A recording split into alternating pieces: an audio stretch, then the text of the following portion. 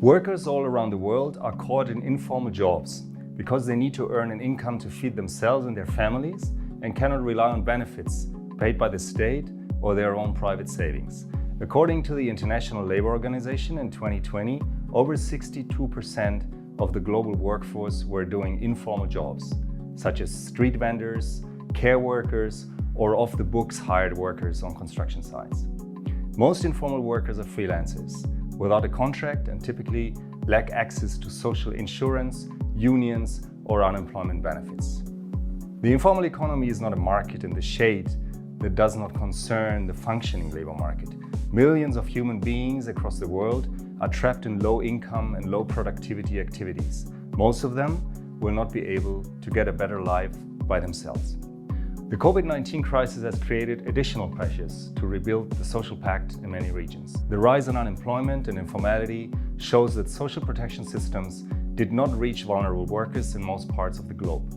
In those countries where the state could not respond to mass layoffs or to further income loss of citizens threatened by poverty, the gap deepened and the impact of the pandemic hit even harder, for example, by failing to protect people's health. The global labor market therefore needs a structural transformation that addresses inclusion, fair working conditions, innovative approaches, and the quality of education. What approaches exist? Let's take a look at the African continent. It has a population of over 1.3 billion people, and it is the youngest continent. Sub-Saharan Africa is about 7 years younger than the next youngest region in the world. The continent struggles with informal work and has several initiatives to tackle it. What are those initiatives? In recent years, African governments have made significant efforts to develop a range of contributory social protection schemes, for example. They cover workers in the informal economy and include extension of legal and effective coverage for informal workers. They also digitalize and simplify administrative procedures.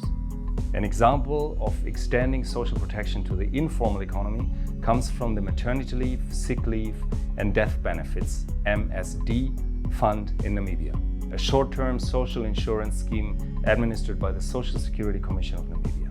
It benefits domestic workers as well as employees of small and medium-sized enterprises and their families in the case of unexpected income loss. Another way of tackling informality is the cooperation with trade unions.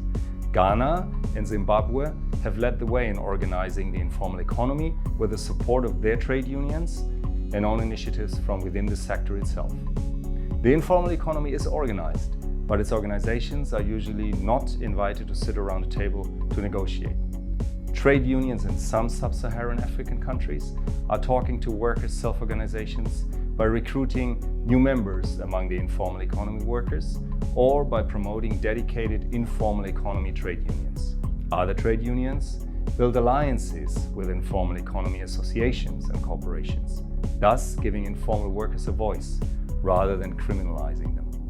What about skills obtained in the informal economy?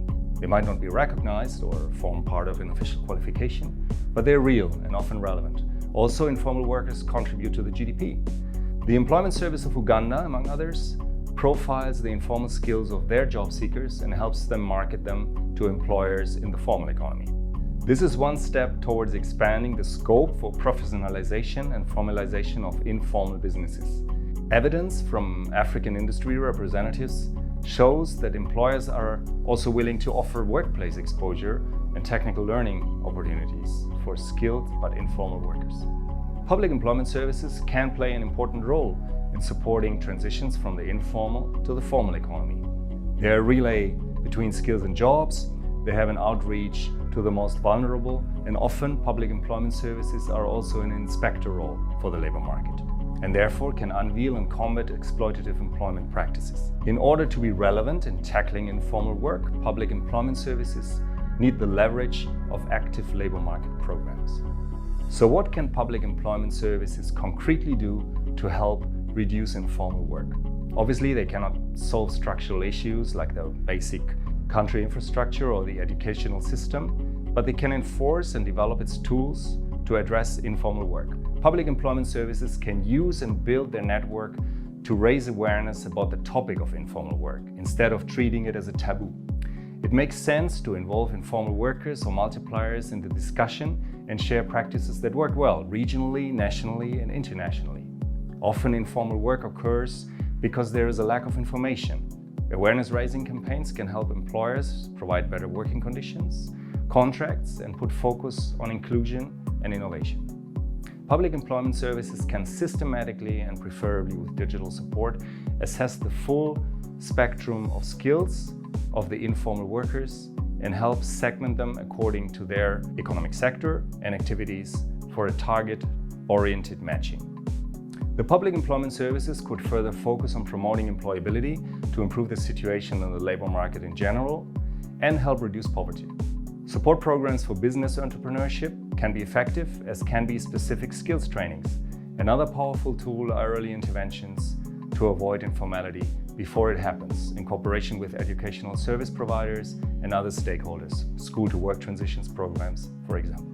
To put it straight, informal employment is one of the most challenging features of labor markets today.